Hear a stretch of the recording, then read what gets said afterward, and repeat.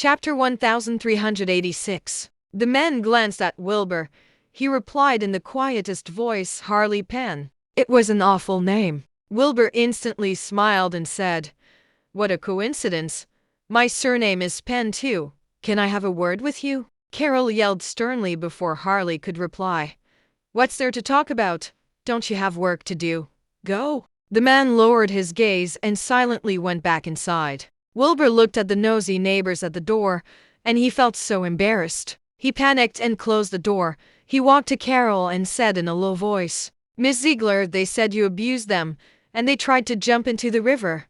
I saved them. We would like to have a word with you.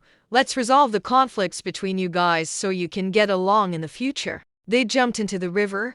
Why aren't they dead yet? Why did you save them?" asked Carol in a row. She did not stop her work at all. Wilbur asked angrily, "Aren't you too overbearing as a daughter-in-law?" "Overbearing?" Carol finally looked up. She looked at Wilbur and asked, "Why did no one say they were overbearing when they abused me and cursed my son?" "Huh?" Wilbur instantly widened his eyes in shock. He wondered what was going on. Carol scoffed and lowered her gaze. She started to get back to work again as if she did not want to talk about it. Wilbur looked at the old couple. Then he looked at Carol again. It seemed like there was more to the story. He thought about it and opened the door. He walked outside and closed the door from the outside. The nosy neighbors outside all stared at him. Wilbur coughed awkwardly and said, "Hey neighbors, here's the thing. I ran into the old couple who tried to commit suicide at a bridge. I saved them, and I also heard about their daughter-in-law, so I came to resolve the conflict. However, it seems like there is more to the story. Can you guys tell me what's going on with this family?" His question immediately triggered the gossipy nature of the nosy neighbors. They obsessively beckoned Wilbur to lead him aside to gossip. "You don't know that the old couple are a piece of work?" "Seriously?" asked Wilbur in shock. "Their son, Harley Penn, had an ex-wife. She left because she was bullied by the old couple." "Why? Why did they bully her?" "Because they disliked her for no reason. They complained that she ate too much, woke up late, and cursed her out for unimportant matters all the time. Their daughter-in-law couldn't take it anymore, so she divorced their son." "That's outrageous," said Wilbur.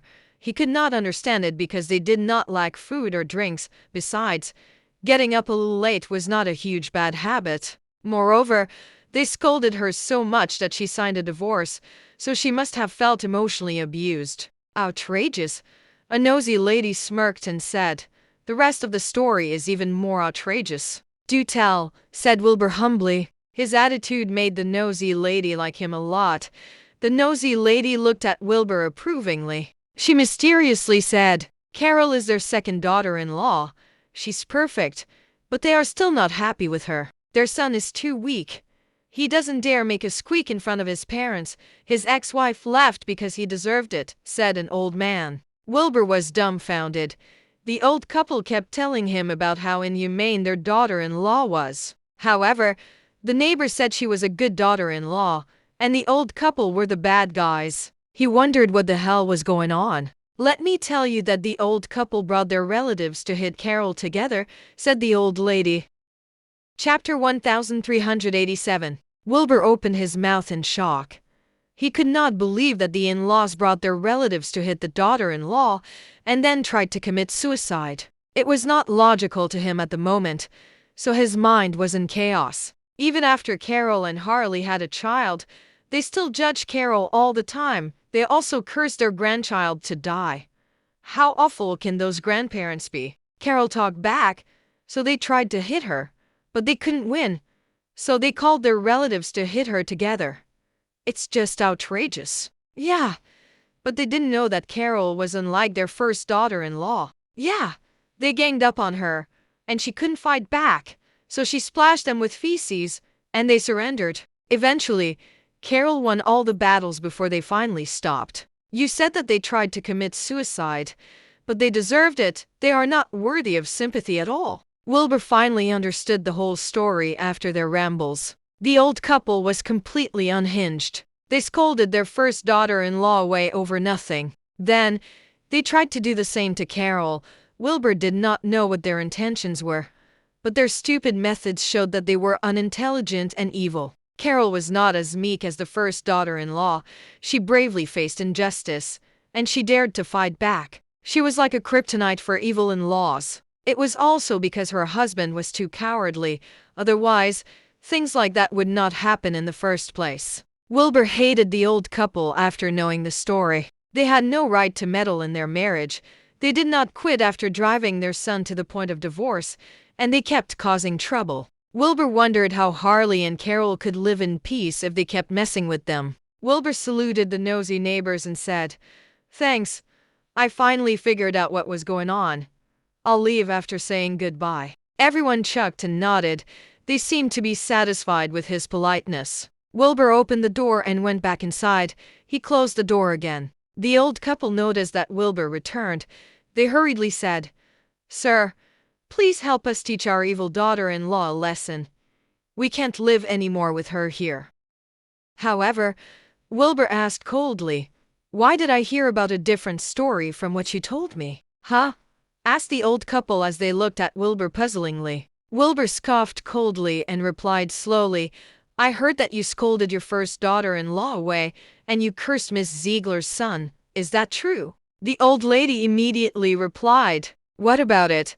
My son's ex-wife is too lazy. She's not good enough to be our daughter-in-law." Wilbur looked around and said slowly, "Judging from this place, she can't be that bad even if she's lazy. Do you think you can scold her just because you're the in-laws? Would she get a divorce if you guys didn't drive her to the breaking point?" The old couple instantly did not know what to say. Wilbur continued to say, "From the moment I stepped in, Miss Ziegler never stopped working. She's not lazy, isn't she?" The old couple snuck a glance at Wilbur and kept silent. "Why are you unhappy with Miss Ziegler to the point where you called your relatives to hit her?" asked Wilbur again. The old lady replied, "She won't give us any of the money she earned. What do we need her for?" Chapter 1388. Wilbur was shocked by her reply. He was stunned for a moment, and he finally confirmed that the old couple were the bad guys. He glanced at them and said coldly, "I shouldn't have saved you." What do you mean?" asked the old couple puzzlingly. Wilbur shook his head and told Carol, "You should move out with Harley. This house isn't a suitable place for you and your husband." "Move out?" Carol laughed wryly and said, "Harley doesn't know how to do anything, so he won't make any money. Our child's tuition money depends on my crafting work. Do you think we can afford to move out?" Wilbur sighed and said, "I'll give you a number. She's the CEO of her company and my friend.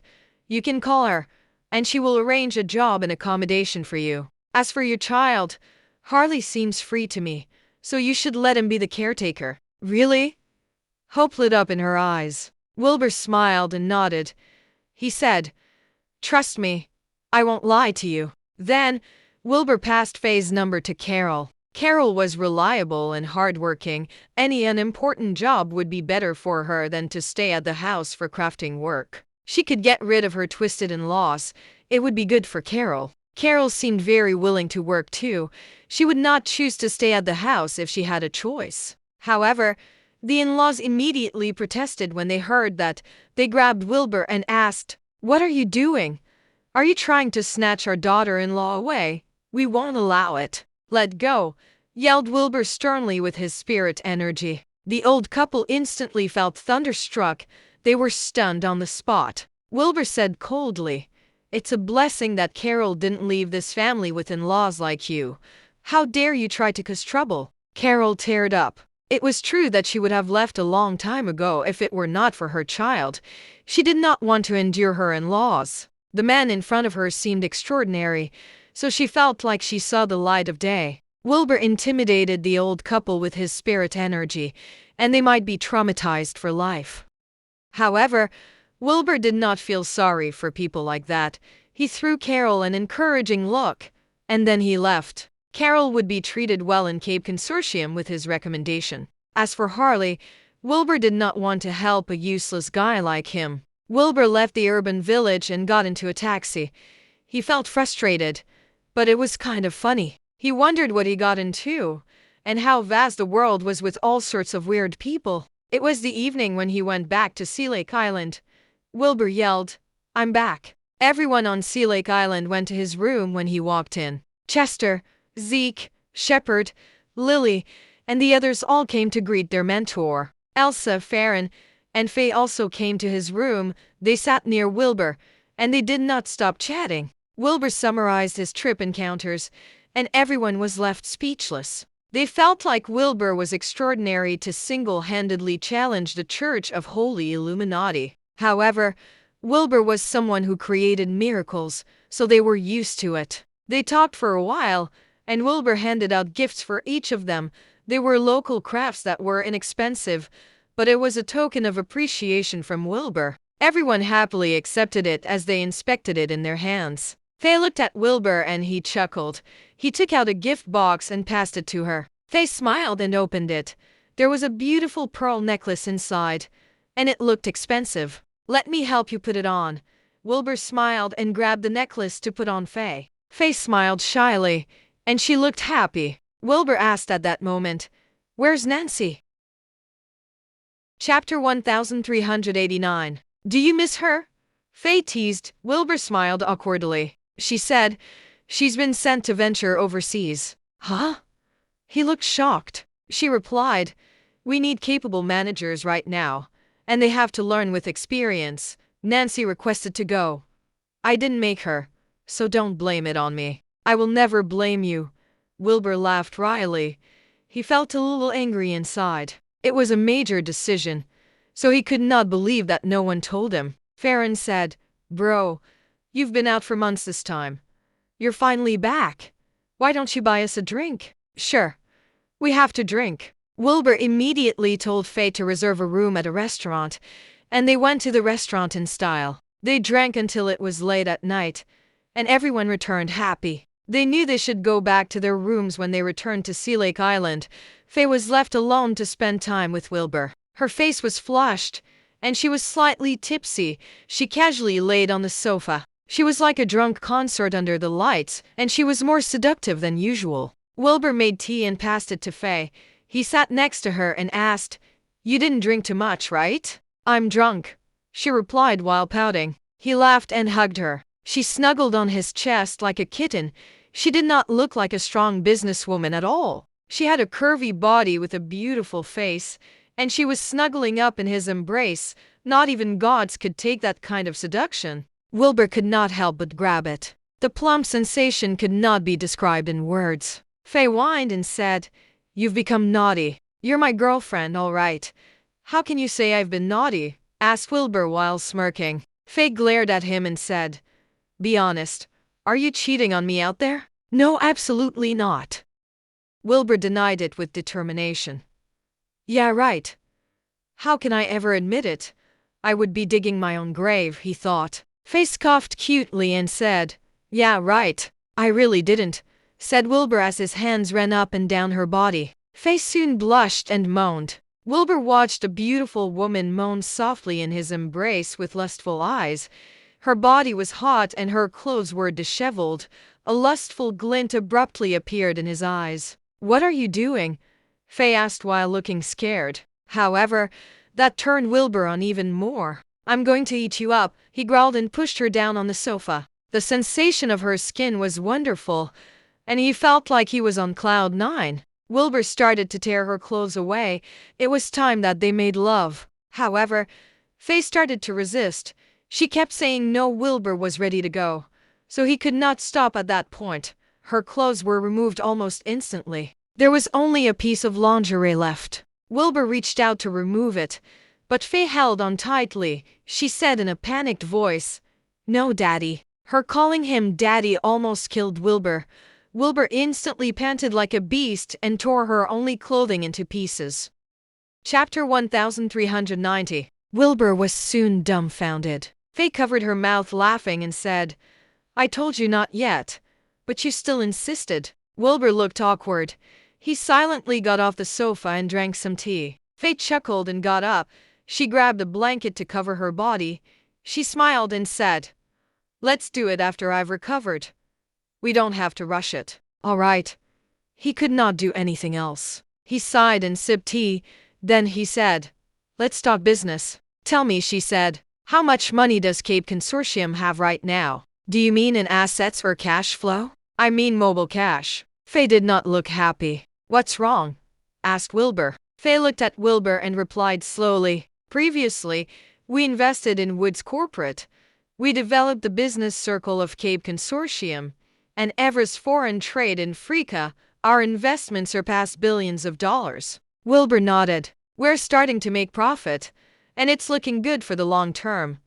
Cape Consortium also has 20 billion in cash assets. That's great, he said. However, she frowned and said, but a problem appeared in our investment a month ago. What is it? Wilbur was surprised because Faye never made mistakes in investments. He trusted her unconditionally. She frowned and said, it's an investment in Jin City. I used the $20 billion we gained in that investment, but I didn't expect a problem to her eyes. The cash assets of the enterprise are running low. What kind of problem is it? Wilbur got serious too, because $20 billion was not a small amount. It was a tech company with a promising future. We also conducted on-site inspections and found that there were no problems with the factory, qualifications, and operation and management. After several group meetings, everyone agreed to invest. If there are no disagreements, what is the problem? Asked Wilbur while frowning. Faye sighed and replied, we've been scammed. Huh? Asked Wilbur while looking shocked. She looked at him and frowned. She looked very worried. He instantly said, it's all right. Problems occur, and Cape Consortium won't shut down.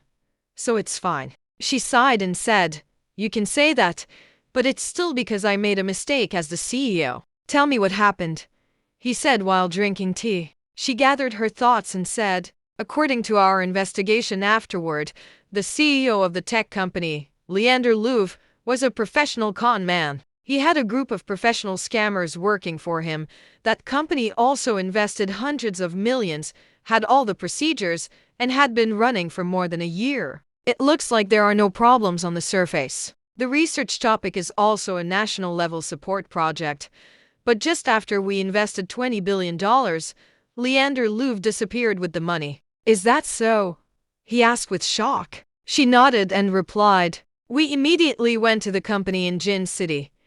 The company was still there, and so were the employees. However, the executives and the CEO, Leander, were missing. The company account was left penniless. We realized we had been scammed, and we reported the case immediately.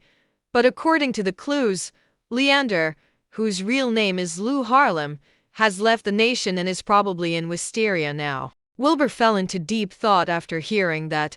It was clearly a pre-planned scam. A group of professional crooks invested heavily to create a tech company with all the procedures in place, and it also operated and developed as a normal company. However, they immediately ran away after receiving a large amount of money. They made enough money to live comfortably for a lifetime, and they got away with it. They were high-end scammers. They probably targeted Cape Consortium too. Lou Harlem would deserve what was coming when he scammed Wilbur.